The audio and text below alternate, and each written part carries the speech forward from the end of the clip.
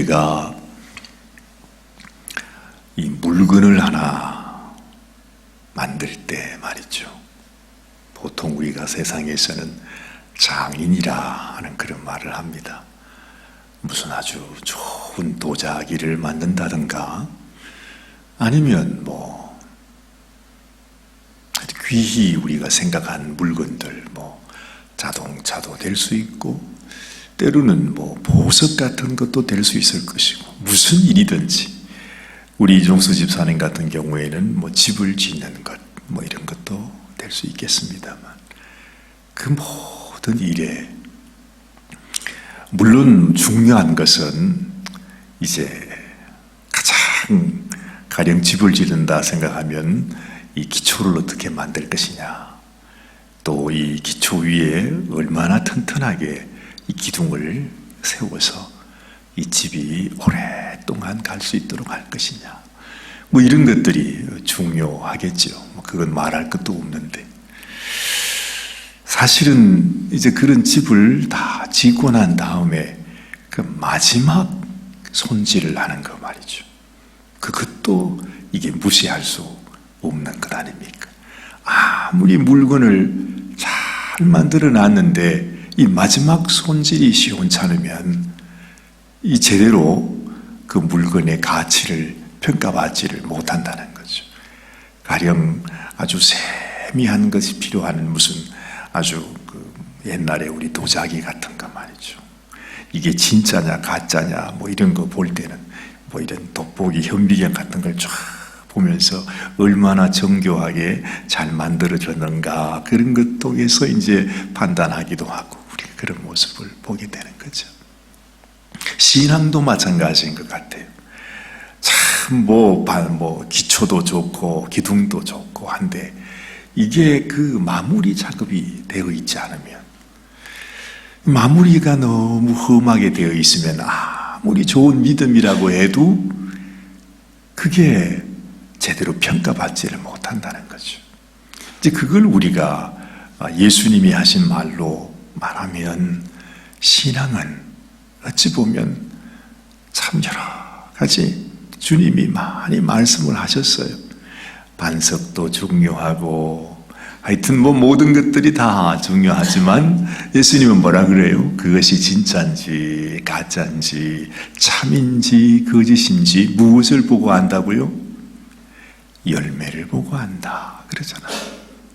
그 말씀이 마치 우리가 무슨 물건을 만들어 놓고 난 다음에 그 물건이 우리가 겉으로 볼 때에도 이것이 좋은 물건으로 보이는 것처럼, 보이게 해야 되는 것처럼 우리 신앙의 열매가 중요하다는 거죠. 참 잘 만들었는데 열매가 나오지 않아. 차를 만들어 놨는데 너무 멋있게 만들어 놨는데 세상에 키를 넣고 돌리는데 이 차가 시동이 안 걸리고 가지도 않네. 가기는 가는데 이게 도무지 한 50마일 이상은 나가지 않는 차면 누가 그 차를 사겠습니까? 그처럼 우리 신앙에도 열매가 중요하다는 거죠. 아무리 겉보기에 그냥 화려하고 모든 걸 다 갖추고 다 있는 것 같은데 열매가 나오지 않으면 아무 소용이 없는 거죠. 우리가 성경을 이렇게 보면서 우리 히브리서도 이제 굉장히 이게 지나가기가 어렵겠다 싶었던 아주 무거운 주제이기도 했습니다. 히브리서가. 그런데 그 히브리서도 우리가 한 장 한 장 이렇게 살펴가니까 어느새 우리가 떼었습니다. 이 떼면 이거 책들이를 해야 되는데 그렇게 하면 책들이를 너무 자주 하는 것 같아서 어쨌든 우리가 히브리서를 이제 지나고 오늘은 야고보서가 아닙니까? 그 야고보서를 이렇게 묵상을 하는데 제 마음속에 뭐가 이렇게 그려지느냐 하니까 이 야고보서는 아주 그 신앙의 마무리, 이거를 어떻게 아무리 잘 만들어도 말이죠, 음식을 만들어도 벌써 이렇게 아무리 거기에 좋은 영양가 좋은 재료를 가지고 해도 볼 때 보기가 좋아야지, 먹고 싶은 마음이 생겨야 그거 먹는 거 아닙니까? 그렇죠? 그래서 그 마지막 마무리를 하는 것, 그게 참 소중한데, 친절하게도 이 야고보 선생님께서 우리들에게 이 신앙의 마무리 작업을 어떻게 해야 되는가 하는 것을 우리에게 가르쳐주고 있구나 하는 감동이 제게 다가왔다 하는 것입니다. 그래서 여러분, 이게 얼마나 참 귀한 말씀인지 몰라요. 우리가 음식을 이렇게 만들 때도 그게 있잖아요. 레시피라는 게 있잖아요. 여기에 뭐가 들어가서 물을 몇 % 넣고 양념은 어떻게 치고 이렇게 해가지고 이렇게 착 만드는 이건 뭐 아무나 할 수 있는 것이 아니라 전문가들이 착 보면 이제 벌써 뭐 굳이 이렇게 적어 놓고 하는 거 아니더라도 손으로 감으로 이렇게 알잖아요. 음식 잘 만드시는 분은 뭐 아무것도 뭐 대중 없이 하는 것 같은데 가서 그냥 고춧가루를 축축축 붓더니 그 다음에 또 설탕을 또 축축축 붓더니 뭐 그 다음에는 뭐 파를 썰어 가지고 그냥 마음대로 막 집어 넣는 것 같아. 그래가 뭐 근데 쫙 만들어 놓으면은 이야, 그 맛이 뭐 희한한 맛이 있는 거 아니에요, 그죠? 어떤 사람은 또 뭐 어디서 무엇을 보고서 막 하여튼 수십 가지를 적어가지고 이거 몇 그램, 이거 몇 숟갈 이래가지고 뭐 몇 시간을 걸려가 쫙 만들어 놨는데, 아니 먹어보니까 이거 완전히 이거 맛이 아니야. 그런 경우 있잖아요. 그래서 그 어머니의 손맛이라 하는 게 대단하다 하는 건데, 그처럼 말이죠. 이 야고보 선생은 누구냐? 여러분도 아시겠지만은 바로 예수님의 친동생이었습니다. 그렇죠? 그러니까 아마도 인간적으로도 그렇고 모든 면에서 예수님을 가장 가까이에서 잘 아시는 사람. 그렇죠? 친동생이니까 이거 뭐 얼마나 잘 알겠어요. 그런데 사실은 이 야고보가 예수님을 처음에는 믿지 않았거든요. 다른 제자들이 예수 믿는다고 쫓아다닐 때 이 야고보는 자기 형님 보고 미쳤다고 말이지. 그 어머니 모시고 가가지고 저 미친 형님 빨리 데리고 집으로 데리고 가자 하면서 뭐 그랬잖아요. 그랬더니 예수님이 또 말씀을 전하시다가 바깥에서 모친하고 동생들이 와서 지금 찾았습니다. 그랬더니 예수님이 대뜸 하시는 말씀이 누가 나의 모친이요 나의 형제냐 이러시면서 말이죠. 하나님의 말씀을, 하나님의 뜻을 순종하고 그렇게 살아가는 사람이 나의 모친이요 나의 형제다. 그렇게까지 말씀을 하셨어요. 그러니 이 동생은 또 얼마나 열받겠습니까? 저 형님이 미쳐가지고 말이지 저 따위 소리를, 아니 어머니 지금 여기 계신데 어떻게 저런 말을 하고 있냐 말이지 뭐 그랬을 거 아니에요. 근데 이제 그 과정을 우리가 다 잘 알지는 못하지만, 그런데 이 야고보가 주님을 발견하게 되겠어요. 그냥 형님이 아니라 저분은 하나님의 아들이신 주님이시다. 여러분, 가족들을 이 믿음으로 인도한다는 게 이게 보통 일이 아니잖아요. 그렇죠? 정말 제일 힘든 자들이 우리 가족 식구라 그래요.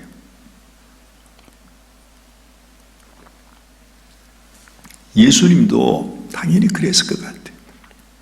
근데 어쨌든 그 예수님의 동생들 중에서도 이렇게 예수님의 제자가 생겨나게 됐다 하는 것이 참 감사하고, 그러니 이 야고보가 자기 형인 그 예수님을 또 자기가 믿음을 갖지 못하다가 그 자기 형이었던 분이 정말 하나님의 아들이요 우리의 구원의 주님이라는 사실을 깨달으면서, 그러면서 하나님이 주신 감동으로 믿음이라는 게 뭐냐 하고 설명할 때 거기는 뭔가 다른 게 있지 않겠어요? 바울은 바울대로, 베드로는 베드로대로, 또 뭐 마태는 마태, 누가는 누가, 요한은 요한, 각자 나름대로의 하나님이 주시는 감동이 있겠지만은 특별히 야고보에게는 또 아주 남다른 그런 깊은 통찰과 하나님이 주시는 특별한 지혜를 가지고 우리에게 믿음을 설명하고 있다 이 말입니다. 그래서 히브리서 우리가 말씀도 참 특별했는데 저는 그런 생각이 들어요. 이 야고보서는 히브리서의 연장선상에 있다 그래요. 뭐 성경도 바로 히브리서 뒤쪽에 이렇게 있지만 사실 우리가 교회 역사를 살펴보면 바울과 베드로는 우리가 좀 친밀하잖아요. 근데 야고보는 이분은 아마 바울과 베드로가 순교하시고 난 다음에 오래오래 교회에 남아서 교회에서 아마 이렇게 지도하셨던 그런 분이 아니겠는가 이렇게 생각하지만 사실은 바울과 베드로보다도 더 전에 이 야고보 이 감독이 이분은 사도가 아니었죠. 근데 그 야고보 선생이 먼저 순교하셨어요. 참 오래오래 사신 것 같은데 사실은 바울보다도 베드로보다도 연도로 보면은 이 바울과 베드로는 64년에서 68년 사이에 순교했다.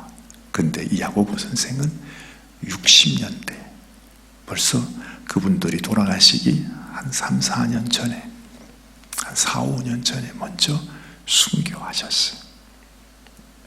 그러니 얼마나 믿음을 지키려 하다가 정말 우리 주님처럼 다들 이런 고난과 이런 순교의 그 길을 가시는 분이구나 하는 것을 알게 되는 것입니다.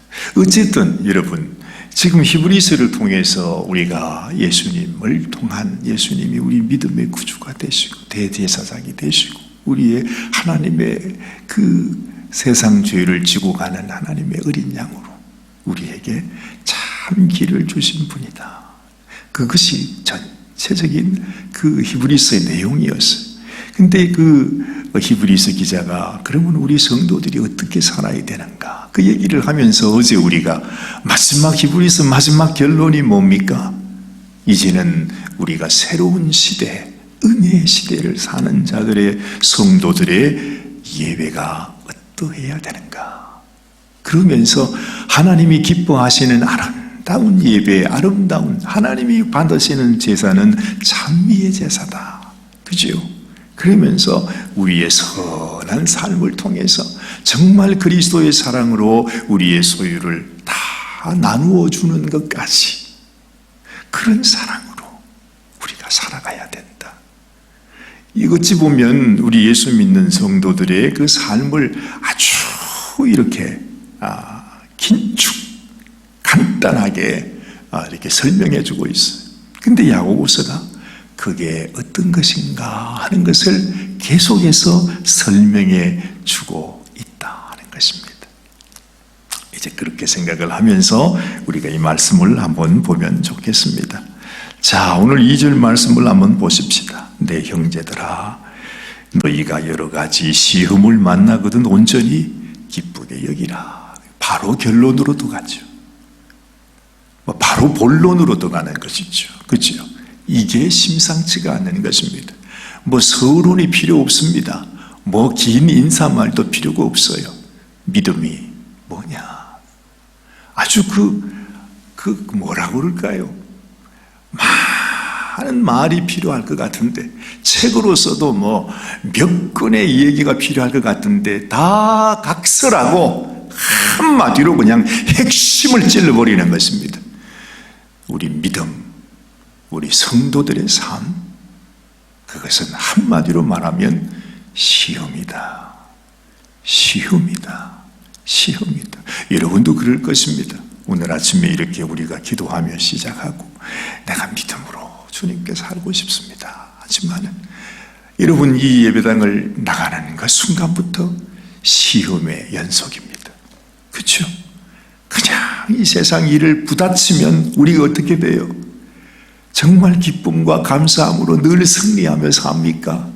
아니요. 사실은 그렇지 않아요. 나는 그런 소원을 가지고 있지만 세상 나서기만 하면 벌써 만나는 사람, 만나는 일, 해야 되는 일, 못당한 일, 온갖 문제와 무슨 시험과 온갖 그런 것들이 쫙 나를 가로막고 있는 거예요. 우리가 어떻게 그 모든 일을 승리합니까? 실패의 사실 연속이죠. 그냥 그야말로 막 죽기 아니면 살기로 하여튼 치고받고 싸워야 누구 살아남으니까 어쨌든 거지요. 고상하게 내가 나는 믿는 자다 이러면서 산신령 같이 살 수는 없다 이 말입니다. 똑같이 싸워야 되잖아요. 살아남아야 되니까 돈도 벌으셔야 되고 일도 해야 되고 그렇죠. 우리가 그렇게 살 수는 없어요.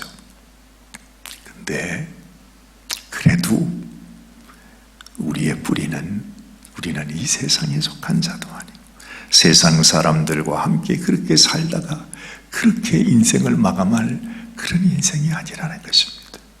우리의 소망은 하늘에 있고 우리의 주인은 주님이시고 나는 하나님 앞에 용서함 받은 하나님의 백성으로 살아가는 인생이니까 이게 완전히 다르잖아요. 그래서 어제 말하지 않았습니까? 우리가 그리스도 안에 있으면 뭐라고요? 새로운 피조물이라. 이제는 완전히 새 것이 됐다는 거예요. 혼동하지 말라는 거예요. 이 세상에 있다고 해서 세상 사람과 같은 그런 인생, 이 세상 사람과 함께 살아가는 그런 삶이 아니라는 거죠. 보라, 새 것이 되었다. 이게 무슨 말입니까? 완전히 여러분 벌써 하나님이 착 오실 때에 태생부터가 달라. 브랜드 자체가 다르다는 것이죠. 중국에 만든 중국산하고 저 한국에서 만든 말이죠. K 물건하고 이게 같을 수가 없잖아요. 그처럼 메이드 인 이 세상하고 메이드 인 하나님 만든 인생 어떻게 그게 같겠느냐는 거죠. 이 세상에서는 별로 표시가 안 나도 여러분 하나님이 보실 때 하나님 앞에서는 우리는 엄청난 존재라고 하는 거예요. 새 것이다. 새 피조물이다. 하나님 앞에서 완전히 새차 뽑은 것처럼 하나님이 우리를 새롭게 하셨다는 거죠. 그게 우리의 믿음의 기본입니다. 그렇지만 그래서 더욱이 이 세상에서 시험이 많습니다. 그래서 어렵습니다. 믿음 이 자체가 시험입니다. 내가 주님을 사랑합니다 하는 이 자체가 시험이에요. 주님 안 사랑하면 대충 살 수 있어요. 믿음 생각 안 하면 대강 살 수 있어요. 근데 믿음을 생각하니까 이 세상에서 그냥 어려움이 생기고 문제가 생기고 핍박이 생기고 손해봐야 되고 참아야 되고 말할 수 없는 문제가 생긴다는 것입니다. 정말 끊임없는 이런 문제를 우리가 어떻게 해결합니까? 그런데요, 이 야고보 선생이 우리에게 주는 기가 막힙니다. 시험, 그게 바로 기쁨의 이유다. 그 말을 한마디로 그냥 끝내버리는 것입니다. 너희가 이 세상에서 시험을 당하면 그걸 기뻐해야 된다. 그것처럼 좋은 것이 없다. 아예 그냥 이게 누구의 기법이냐, 누구가 말하는 그 화법이었느냐 하면 바로 우리 주님께서 그렇게 말씀을 잘 하셨잖아요. 항상 그랬어요. 역시 주님의 말씀을 옆에서 많이 들어서 그런지 야고보 선생도 벌써 이 성경의 첫 구절부터 이렇게 말해요. 예수님은 말하잖아요. 죽으면 살리라. 그렇죠? 네가 이 세상에서 욕을 먹고 핍박을 당하고 어려움을 당하면 기뻐하고 즐거워하라. 그렇게 말씀하지 않았습니까? 이전에 모든 우리 믿음의 선지자들이 다 이와 같았다. 너희는 오히려 기뻐하고 즐거워하라고 주님께서 그렇게 말씀하시고, 또 주님도 그렇게 사셨고 죽음으로 사시는, 당신이 십자가에 그 고난을 받으심으로 하나님의 구원의 역사를 이루시는 그 놀라운 모습을 우리들에게 보여주신다는 거죠. 그래서 여러분, 우리가 이걸 받아들일 수 있으면 큰 복이고, 받아들일 수 없으면 참 안타까운 일이지만, 야고보는 우리에게 말해줍니다. 시험, 그게 문제냐? 그게 걱정거리가 되냐? 그게 어렵냐? 이거 알아라. 시험 이꼴 기쁨이다. 그건 기뻐할 이유라는 겁니다. 근데 그 이유가 그럼 뭐냐? 이제 얘기하죠. 이는, 그래, 그 이유는 3절에 너희 믿음의 시련이 인내를 만들어내는 줄 너희가 알미라. 그래, 여기 인내라고 하는 말이 나오잖아요. 우리가 지난 주일에도 말씀드렸습니다마는 결국 우리 신앙의 가장 소중한, 가장 중요한 그 뭐라고 할까요? 그 엑기스라고 할까요? 가장 소중한 것. 우리가 믿음의 경주를 해나갈 때에 가장 필요한 게 뭐냐? 인내로 믿음의 경주를 경주하라. 그렇게 말했죠. 인내가 없이는 아무것도 할 수가 없어. 우리 주님에게도 인내가 없이는 십자가를 질 수 없어. 우리 믿음의 성도들이 인내가 없이는 이 길을 한 발짝도 우리는 갈 수 없다는 거죠. 그야말로 15초도 못 가고 우리는 포기할 수밖에 없는 그런 인생입니다. 그런데 이 인내를 우리가 어떻게 얻을 수 있는가? 믿음의 시련, 이 시험이 바로 나에게 인내를 내어주게 한다. 그걸 우리에게 말해주는 것입니다. 어찌 보면 이게 비밀입니다. 이게 비밀입니다. 그런 이야기도 우리가 종종 하죠. 정말 우리 인생에서 우리 인생을 행복하게 만들어주는 것, 그게 있다 그래요. 우리가 누구에게 큰 사랑을 받는다거나 큰 어떤 감동이 생겨나게 되면 우리에게 무슨 돌파민입니까? 뭐가 나와가지고서 우리 몸에서 면역의 그 어떤 그런 무슨 그 액이 나온다 그러죠. 그래서 사람이 그렇게 행복함을 느끼게 된다. 우리가 잘 알고 있는 뭐 엔돌핀 뭐 그런 얘기 많이 하지 않습니까? 그것처럼 말이죠. 정말 하나님께서 나를 사랑하시는구나 하는 그 사실을 우리가 깊이 마음에 알고 감동이 있게 되면 우리 속에서 정말 그 어떤 질병도 이길 수 있는 그런 돌파민이 나와서 실제로 그 의사들이 그런 얘기들을 하지 않습니까? 그처럼 내가 이 비밀을 알고 하나님께서 내게 주신 은혜, 주님께서 가신 그 시련의 그 길을 나도 가는구나. 이 정도까지 우리 마음속에 믿음이 생기면 내게 시험이 다가오고 시련이 당길 때 이것이 나의 기쁨으로 이렇게 되어질 수만 있다면 말이죠. 얼마나 우리 속에서 큰 돌파민이 나오게 되겠는가 하죠. 내 몸의 병도 이 세상의 어려움도 다 이길 수 있는 힘이 거기에서 나오게 된다는 거죠. 사실 이 야고보 선생은 우리에게 그걸 말해주고 있는 거예요. 우리 하나님이 주시는 힘 말이죠. 하나님이 내 속에서 힘이 되고 능력이 되고 치료가 되고 내게 기쁨이 되고 내게 감사가 되어질 이것이 우리 믿는 자들에게 정말 우리의 힘의 어떤 원천이 된다는 거죠. 여러분, 이 인내가 다시 우리들에게 말합니다. 인내를 온전히 이루라. 이는 너희로 온전하고 구비하여 조금도 부족함이 없게 하려 함이라. 그래.